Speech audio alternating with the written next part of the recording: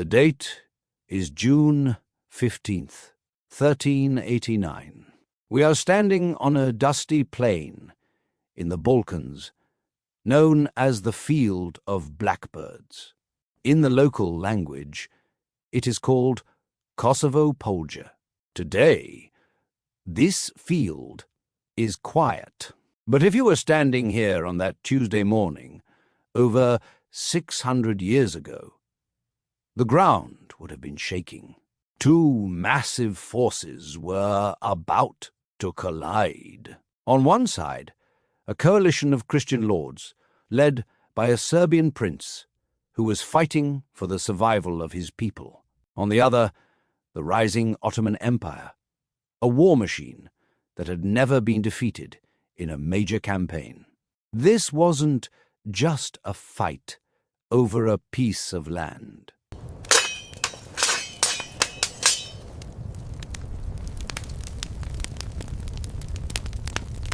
It was a collision of two different worlds. It was 12,000 men in heavy steel armor riding against a 40,000-strong army of disciplined soldiers and archers. The outcome of this day would change the map of Europe for the next 5 centuries. It is a story of courage, betrayal, and the brutal reality of medieval politics. But before we get into the armor and the tactics, I have a small confession to make. Made a bet, the very personal one. My crush, someone I really care about, told me there is no way I can hit 1,000 subscribers in the next 2 weeks. She thinks it's impossible. I told her she's wrong because I know this community. So I need a favor. If you enjoy history, or if you just want to help me win this bet and prove her wrong, please hit that subscribe button right now. Let's show her what we can do. Done? All right. Let's go back to 1389. To understand why the Battle of Kosovo happened, we have to look at the map 18 years earlier. In the middle of the 1300s, the Serbian Empire was the superpower of the Balkans, was huge. It stretched from the Danube River all the way down to Greece. It was rich, powerful, and respected. But empires are fragile things. They rely on strong leaders. When the strong leaders die, the wolves come out. In 1371, everything fell apart. The Serbian army suffered a terrible defeat against the Ottomans at the Battle of Maritsa. The most powerful nobles were killed. Shortly after, the emperor died without a strong heir. Just like that, the central government vanished. The empire didn't just get smaller. It dissolved. It became a collection of tiny states, each ruled by a local lord who cared more about his own castle than the safety of the realm.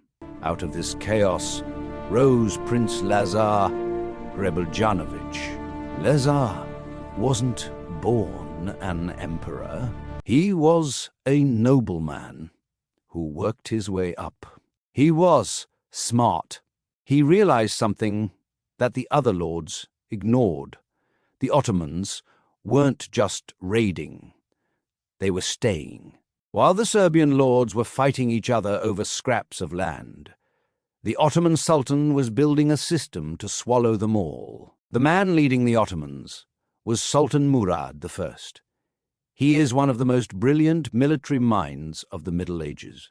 Murad understood that you don't build an empire just by killing people. You build it by making them work for you. When he defeated a Christian lord, he didn't always take their land. Instead, he made them a vassal. In the system of vassalage, A small lord pays money and sends soldiers to a big king, or sultan, in exchange for protection. This creates a bond of mutual obligation. This is an important educational point. A vassal is basically a servant king. They keep their title, but they have to pay taxes to the Sultan. And, most importantly, they have to send their soldiers to fight in the Sultan's army. This was Murad's genius. He used Christian money and Christian soldiers to conquer more Christian lands. It's a snowball effect. Every victory made his army bigger and his wallet fatter. By the 1380s, Prince Lazar had managed to unite the northern parts of Serbia.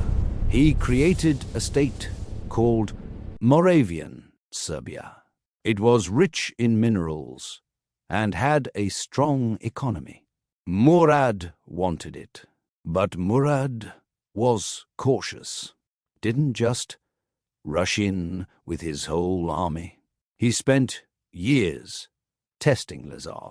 This is a classic military strategy called probing. The Ottomans sent small raiding parties into Lazar's territory. They burned villages and stole cattle. Their goal was to see how fast Lazar could react. They wanted to measure the strength of his defenses. Lazar fought back. His commanders defeated the Ottoman raiders at Dubrovnika in 1381. Then, in 1386, Lazar himself intercepted a larger Ottoman force at Plotnik and won. To the common people, this looked like great news. We are winning. They thought the Ottomans can be beaten, but this was a dangerous illusion. These victories gave the Serbian lords a false sense of confidence. They didn't realize that Murad could afford to lose these small battles. He had thousands of men to spare. Lazar did not. Every Serbian knight who died in these skirmishes was impossible to replace. Serbia had a limited population. The Ottoman Empire had the manpower of 3 continents. The final test came in 1388. An Ottoman army tried to invade the kingdom of Bosnia, Lazar's ally. The Bosnians, led by a brilliant general named Vlatko Vukovic, crushed the Ottomans at the Battle of Bileka. Murad had seen enough. The raiding was over. He realized that these Christian lords, Lazar in Serbia and Tvrko in Bosnia, were too strong to be taken down by small attacks. He needed to bring the sledgehammer. In the spring of 1389, spies brought terrifying news to Lazar's capital, Kruševac. Sultan Murad was gathering the full might of the Ottoman army. This wasn't a raiding party. It was the Sultan himself, his 2 sons, and the elite Janissary Corps. They were coming to end the independence of Serbia once and for all. Lazar knew he was outnumbered. He sent out desperate calls for help. He asked his family, his friends, and even his old rivals. Vuk Brankovic, the lord who ruled the Kosovo region, answered the call. The king of Bosnia sent his best general, Vlatko Vukovic, the winner of the previous year's battle. But many others did not come. Europe was too busy with its own problems. Hungary was in a civil war. The West was far away. Lazar was mostly on his own. He managed to scrape together an army of roughly 12,000 to 20,000 men. It sounds like a lot, but wait until you hear what was coming against them. Murad brought an army estimated between 30,000 and 40,000 men.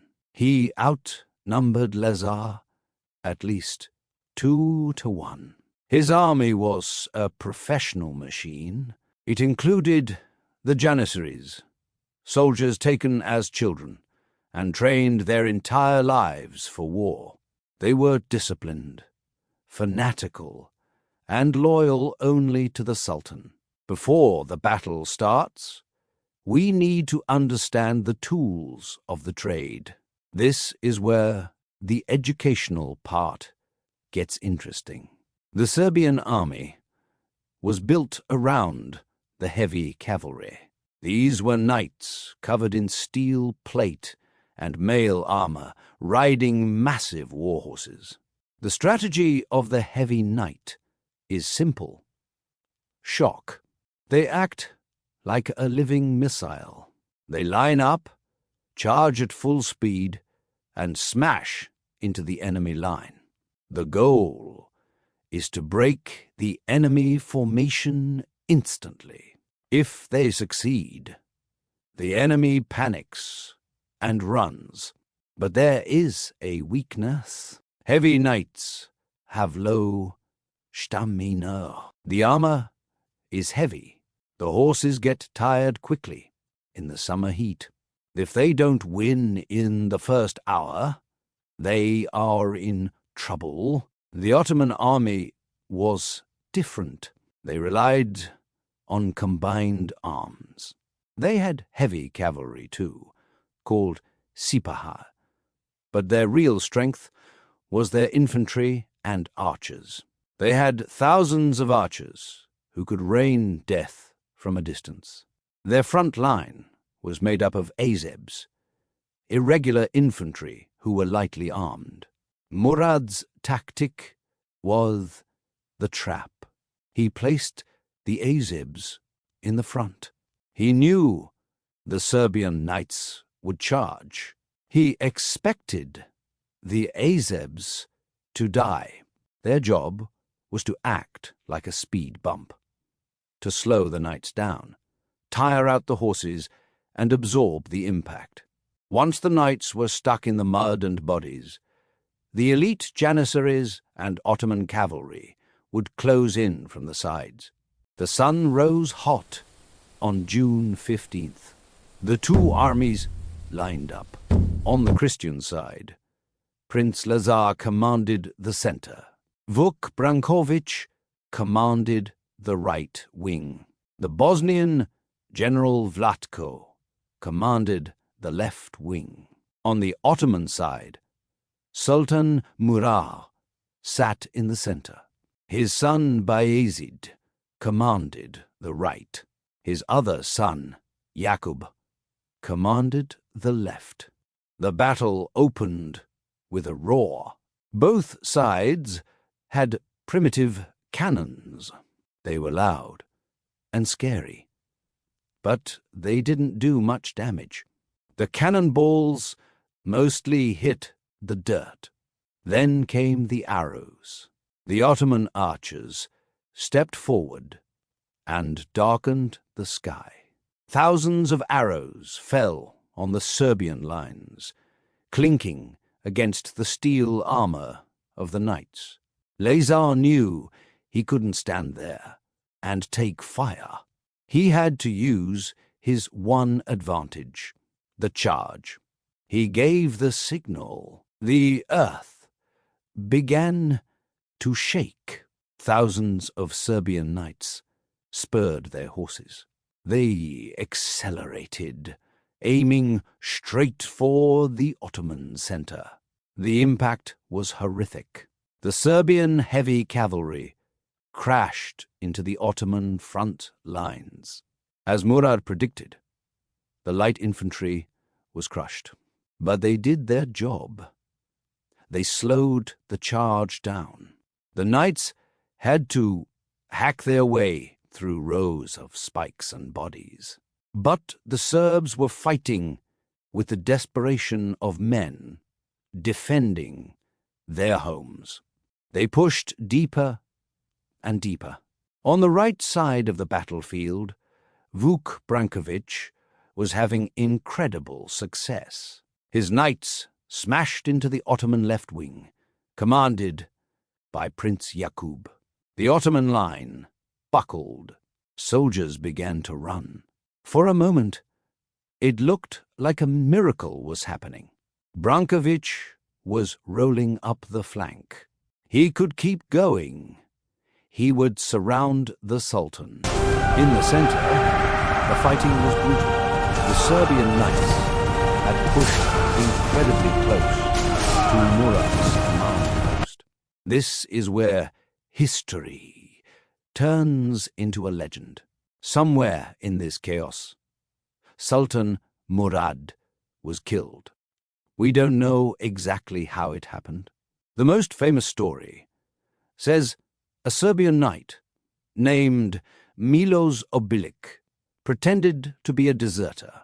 He rode out to surrender. When he was brought before the Sultan to kiss his hand, he pulled a hidden dagger and stabbed Murad in the chest. Other historical sources suggest that in the heat of the charge, a group of Serbian knights simply broke through the defense and killed him in the melee. Whatever the truth, the result was the same. The Sultan was dead. In medieval warfare, this usually meant game over. When the leader dies, the army usually panics and runs away. The Serbs must have felt a surge of triumph. They had cut off the head of the snake. But the Soldiers, hear me! Fight with the fury of lions! No mercy, dive back at! Charge! Murad's for victory and glory! Bayezid was not like other men. His nickname was Yildirim, the Thunderbolt. When he heard his father was dead, he didn't cry. Didn't panic. He acted. His first move was cold and ruthless. He immediately ordered his soldiers to strangle his brother Yakub. He did this right there on the battlefield. Why? Because he didn't want his brother to challenge him for the throne. With his father dead and his brother executed, Bayezid was now the absolute ruler. Bayezid took command of the army. The Serbian knights were exhausted. They had been fighting for hours in heavy armor under the summer sun. Their horses were blown. Their lances were broken. They were stuck in the mud. Bayezid unleashed his reserves. He sent fresh troops to swarm the tired knights. The tide turned instantly. On the left wing, the Bosnian commander Vlatko Vukovic saw the Ottoman counter-attack. He saw the fresh troops arriving. Believing the battle was lost, or perhaps wanting to save his army to defend Bosnia, he ordered a retreat. This was the nail in the coffin. With the Bosnians gone, Prince Lazar's flank was wide open. The Ottoman soldiers poured into the gap. The Serbian center was surrounded. The heavy knights, who were so deadly in a charge, were now trapped. They were pulled from their horses and cut down. By late afternoon, the fighting stopped. The field was covered in bodies. The cream of Serbian nobility lay dead in the grass. Prince Lazar was captured alive. He was dragged before the new Sultan, Bayezid. There was no mercy. Bayezid ordered Lazar to be beheaded. In a single day, Serbia lost its prince, its army, and its independence. But here is the strange part. The Ottomans didn't keep going. The Ottoman army was destroyed too. They had lost so many men that they couldn't continue the conquest. Bayezid had to go back to his capital to secure his throne against rebels. Technically, the battle was a draw. Both armies were wiped out. Both leaders were dead. But in reality, it was a catastrophe for Serbia. This is the key lesson of the video. The Ottomans had a massive empire. They could recruit new soldiers from Asia and Africa. They could replace their losses in a year. Serbia could not. Lazar's army was everything they had. There were no more knights. There were no more men to hold a spear. With Lazar dead, his wife, Princess Milica, was left alone to rule. She had enemies on all sides. The Hungarians were attacking from the north. The nobles were squabbling. She had no army left to defend her people. She faced an impossible choice: fight and be destroyed, or submit and survive. She chose survival. Milica traveled to the Ottoman court and swore loyalty to Bayezid, the man who killed her husband. Serbia became a vassal state. They agreed to pay taxes and send soldiers to fight for the Sultan. But the price was even higher. As part of the deal, Milica had to send her youngest daughter, Olivera, to join Sultan Bayezid's harem. It was a tragic sacrifice to ensure peace for the rest of the country. The Battle of Kosovo wasn't the end of the Serbian people, but it was the end of their golden age. It opened the gates for the Ottoman Empire to dominate the Balkans for the next 500 years. It teaches us a brutal lesson about history. Bravery is important, but logistics and numbers usually win the war. There are many what-ifs in history. What if the Bosnians hadn't retreated? What if Lazar had more men? We will never know, but I do know one thing. We are at the end of the video, and I still have that bet to win.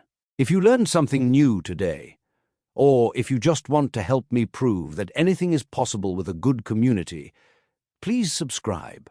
Let's hit that 1,000 mark and show everyone what we are made of. Leave a comment below. Do you think the retreat of the Bosnians was a mistake or a smart move to save their own country? I'll be reading your answers. Thanks for watching, and I'll see you in the next one.